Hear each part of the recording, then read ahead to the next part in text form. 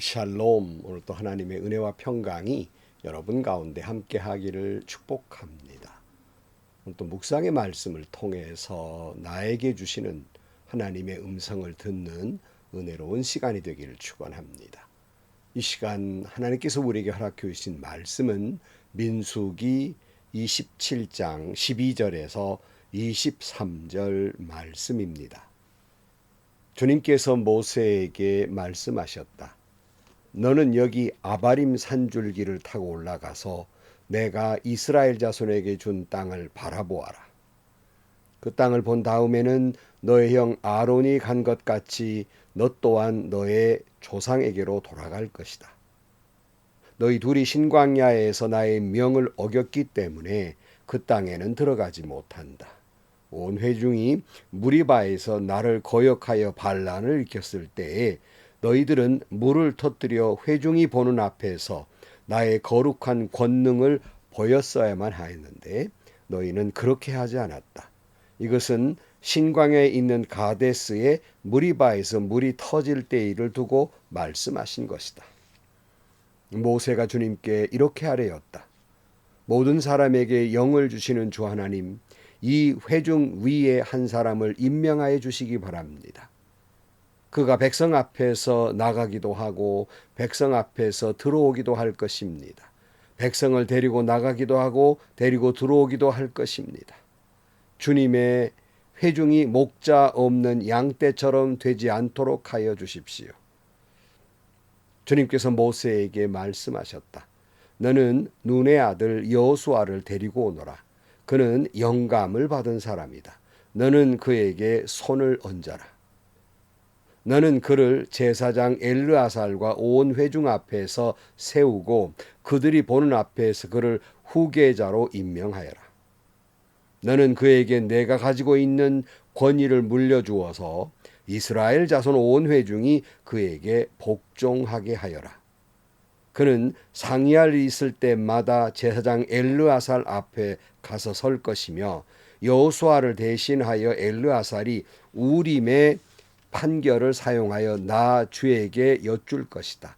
그러면 여호수아와 그와 함께 있는 온 이스라엘 자손 곧 온 총회는 그의 말에 따라서 나가기도 하고 그의 말에 따라서 들어오기도 할 것이다. 모세는 주님께서 그에게 명하신 대로 하였다.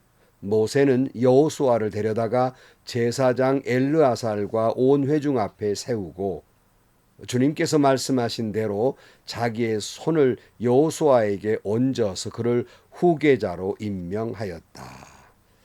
아멘.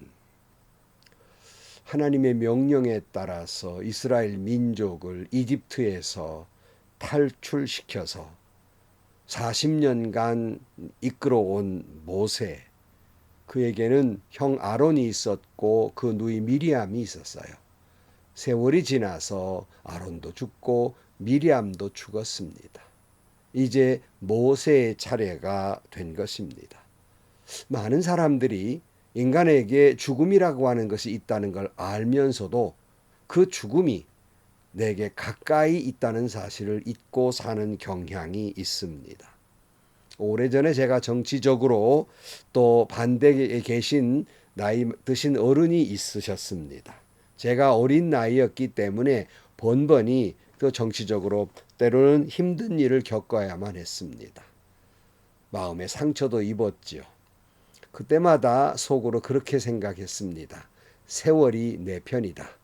그것은 그분이 나보다 나이가 많으셨기 때문에 언젠가는 은퇴하시고 여기에 손을 떼게 될 것이다. 이렇게 생각했던 적이 있어요.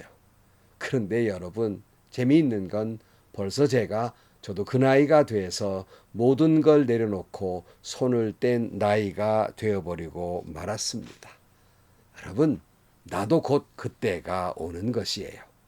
사랑하는 성도 여러분, 오늘 우리에게도 죽음은 그리 멀지 않습니다. 많은 사람들은 우리가 이룬 것에 대해서 기억하기보다는 우리가 떠나가는 그 뒷모습을 기억하게 될 것입니다. 저는 성경을 읽을 때마다 이 모세의 뒷모습이 너무나 아름다워서 저도 은퇴하는 마지막 뒷모습이 모세와 같기를 늘 기도해 왔습니다.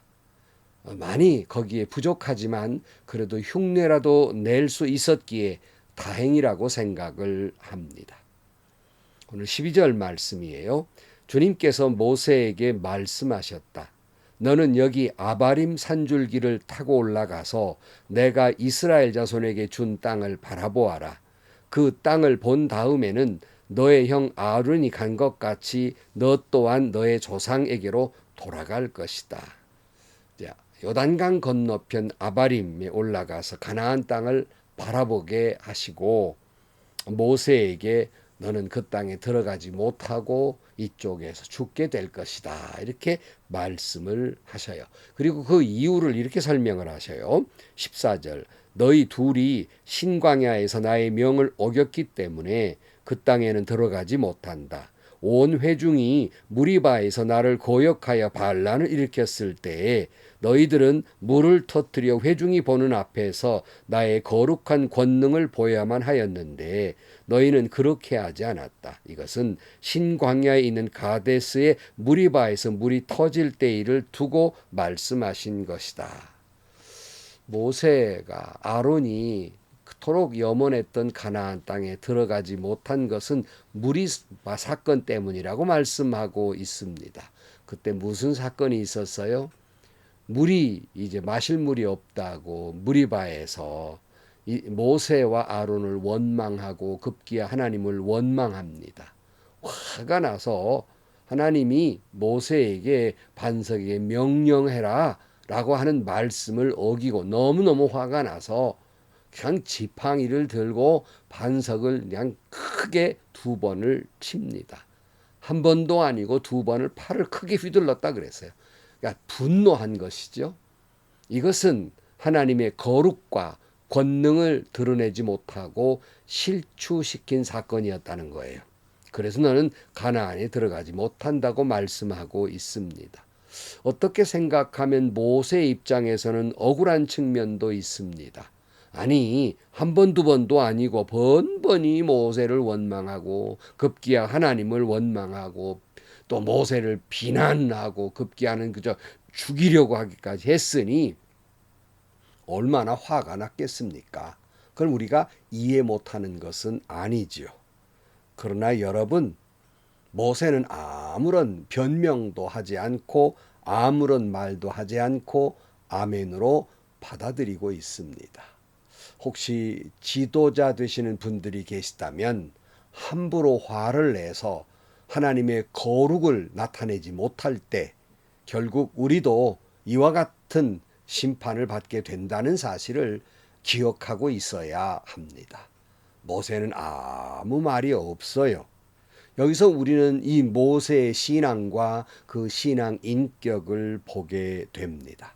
그리고 그는 자신의 억울함보다는 자기를 힘들게 했던 백성을 오히려 걱정하고 있습니다. 이것이 리더의 모습이어야 해요. 자신이 아무리 억울한 일을 당했어도 자신보다는 자신의 이와 같은 일 때문에 상처를 받게 될 성도를 먼저 생각해야 한다는 사실이에요. 오늘 15절입니다. 모세가 주님께 이렇게 아뢰었다. 모든 사람에게 영을 주시는 주 하나님, 이 회중 위에 한 사람을 임명하여 주시기를 바랍니다. 그가 백성 앞에서 나가기도 하고 백성 앞에서 들어오기도 할 것입니다. 백성을 데리고 나가기도 하고 데리고 들어오기도 할 것입니다. 주님의 회중이 목자 없는 양떼처럼 되지 않도록 하여 주십시오. 모세는 자기가 죽은 다음에 행여나 이스라엘 백성들이 목자 없는 양떼처럼 될 것을 염려해서 후계자를 세우도록 해달라고, 자신이 지금 이렇게 가나안에 들어가지도 못하고 죽게 된다는 처지보다는 그 백성을 더 염려하고 걱정하고 있다는 사실입니다.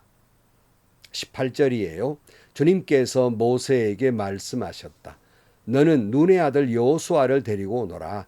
그는 영감을 받은 사람이다. 너는 그에게 손을 얹어라. 너는 그를 제사장 엘르아살과 온 회중 앞에 세우고 그들이 보는 앞에서 그를 후계자로 임명하여라.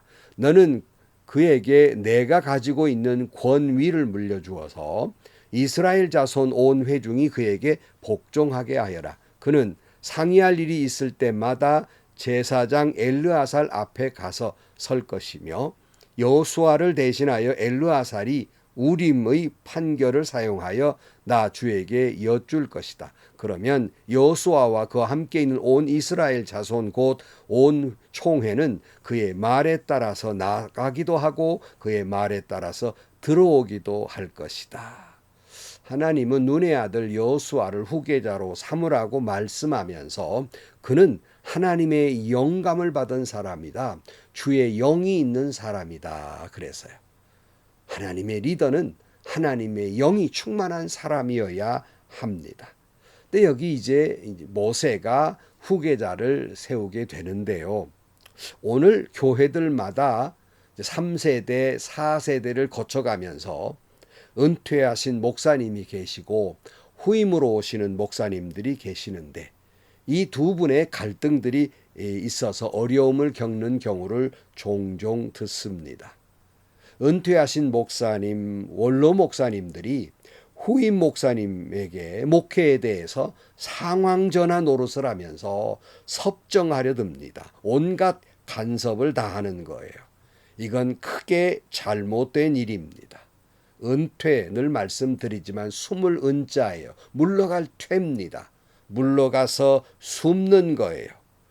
물론 후임 목사님이 도움을 요청할 때에 도와줄 필요는 있습니다. 그것도 아주 신중해야 됩니다. 왜냐하면 간섭이 되기 쉽기 때문입니다. 그러므로 여러분 결코 은퇴를 했으면 그림자도 비치지 말아야 한다는 사실이에요. 그런가 하면 후임 목사님들이 선임 목사님에 향해서 존경을 표하지 않아요. 그분이 하시는 일을 지우기 작업을 합니다. 그 교회를 목회해 오신 선임 목사님을 인정하려 들지 않습니다. 자기가 이제 교회를 맡았으니까 드디어 자기의 그 왕국을 건설하려고 전에 계신 목사님을 그림자로도 지우려고 하고 몽땅 다 바꾸려고 하고 있는 거예요. 어리석은 일입니다. 물론 새로운 목사님이 오신 것은 새술은 새부대에 새롭게 목회를 해야 된다는 건 맞는 이야기예요. 그러나 전임 목사님이 해오신 일을 위에 새롭게 세우란 이야기지 그걸 몽땅 다 지우고 다 허물어뜨리고 거기에 새롭게 하라는 말은 아니라는 사실이에요. 자꾸 그러다 보면 자신도 힘들고 교회도 힘들고 성도들도 힘들게 되는 것입니다. 늘 제가 후임으로 온 목사님들 다른 교회도 마찬가지 후배들에게 말합니다. 1년만 참아라. 1년만 꾹 아무것도 주보에 토시 하나도 고치지 말아라. 목회는 평생 하는 건데 그저 기다렸다가 바꾸어라. 왜냐하면 그 전임 목사님을 위해서가 아니라 그 전임 목사님에게서 익숙해진 분들이 서서히 바꿔가야지 불편해하시기 때문에 그저 좀 참으라고 해도 그새를 못 참는 그래서 실기를 하는 그런 후임 목사님들을 너무나 많이 봅니다. 혹 이 말씀을 듣는 후임 목사님이 계시다면 꼭 명심해야 할 일입니다. 하나님은 모세에게 이렇게 부탁을 하고 있어요. 내 권위를 물려주어라 해요. 이 말은 무슨 말입니까? 언제까지 네 권위를 부여잡지 말고 네 권위를 다 물려주라는 거예요. 언제까지 붙들고 앉아가지고 그 대형교회 그 전임 목사님을 상황전화 노릇하고 있는 그런 건 안 되는 거예요. 새로운 후계자에게 모든 권위를 물려주어야 하고 또 그 인정해 줘야 하고 그렇게 해서 그 백성들이 복종하게 해야 한다는 말씀입니다. 뿐만 아니라 또 협력할 엘르아사를 세우라고 말씀했잖아요. 잘 협력할 사람들도 그 후임에게 잘 함께하도록 후원해 주어야 한다는 말씀입니다. 그것이 아름답게 물러가는 자의 모습이에요. 22절입니다. 모세는 주님께서 그에게 명하신 대로 하였다. 모세는 여호수아를 데려다가 제사장 엘르아살과 온 회중 앞에 세우고 주님께서 말씀하신 대로 자기의 손을 여호수아에게 얹어서 그를 후계자로 임명하였다. 그랬어요. 여러분 처음으로 돌아가서 모세도 죽습니다. 생각보다 죽음은 우리 곁에 가까이 다가와 있습니다. 사람들은 내가 과거에 살던 어떤 업적을 기억하기보다는 사람들은 나의 마지막 모습을 기억할 것입니다. 내가 물러가는 그 모습, 내가 죽음을 맞이하는 그 모습을 사람들은 기억할 것입니다. 저와 여러분의 물러간 모습이 아름답고 마지막 숨을 거두는 모습이 하나님을 찬양하는 아름다운 모습이 되기를 축복합니다. 그런데 물러가는 자의 아름다운 모습을 뭐라고 말씀하고 있습니까? 영으로 충만한 후계자를 세워서 그에게 모든 권위를 물려주고 돕는 일이에요. 상황 정하나가 돼서 힘들게 해서는 안 되는 일입니다. 또한 새롭게 교회를 맡으셨습니까? 내 앞에 계셨던 목사님들의 헌신, 그 수고를 인정해 주어야 합니다. 존경해야 한다는 말씀이에요. 그러나 마음 아픈 일이지만 또 물러가는 과정 속에 서로 간에 어려움이 있어서 혹 전임 목사님을 너무 또 존경하면 교인들이나 장로들이 싫어한다고 그러면서 냉대하는 분들도 있어요. 어리석은 일입니다. 우리 문화는요, 아무리 그래도 윗 어른에 대해서 불손하게 하는 것, 그 어떤 이유로든지 인정하려 들지 않습니다. 오히려 교인들에게 존경받지 못하는 거예요. 오히려 성도들에게 상처를 주는 일이고 오히려 교회를 어렵게 만드는 일입니다. 여러분, 앞선 선배들의 목사님을 존경해 드리고 공경해 드림으로 말미암아 교회도 살고 여러분 자신도 살고 성도도 살아야 하는 거예요. 윗어른들의 헌신과 눈물을 잊지 말고 오히려 그분들의 눈물을 닦아드리는 후임된 여호수아와 같은 목회자들이 되시기를 축복합니다. 또 다시 말씀드립니다. 사람들은 내가 퇴장하는 모습을 기억할 것입니다. 하나님 보시기에도 성도들 보기에도 모세처럼 아름다운 퇴장이 되기를 축복합니다. 기도하겠습니다. 하나님 아버지, 혹여 저희들이 목회하는 과정 속에서 물러갈 때를 아는 현명하고 지혜로운 하나님을 믿는 그러한 저희들 되게 하시고 우리의 뒷모습이 아름답게 하시고 또한 새롭게 후계자가 된 분들은 선배들의 헌신과 땀과 눈물을 기억하는 피차 존경해드리는 그런 선임과 후임이 되게 하시고 이를 바라보는 모든 성도들은 이를 위해 기도하고 적극 또한 협력해드리는 성도들이 되게 하여 주옵소서. 예수님의 이름으로 기도하옵나이다. 아멘. 저는 우리 교회 성도들에게 그랬습니다. 걱정하지 마세요. 나한테는 아들이 없습니다. 내가 뭐 고집스럽게 자식에게 물려주려고 하지는 않을 겁니다. 그렇게 말한 적이 있어요.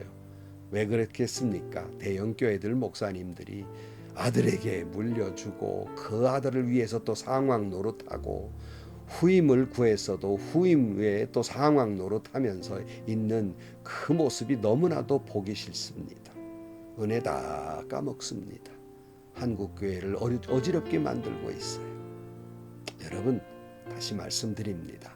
사람들은 우리의 뒷모습을 기억할 것입니다. 아름다운 퇴장이 되고 아름다운 또한 그 후임들이 되시기를 축복합니다. 이를 위해 기도하는 성도 여러분들이 되시기를 축복합니다. 행복하시고요. 좋은 일이 가득한 하루가 되시기를 주님의 이름으로 간절히 축원합니다.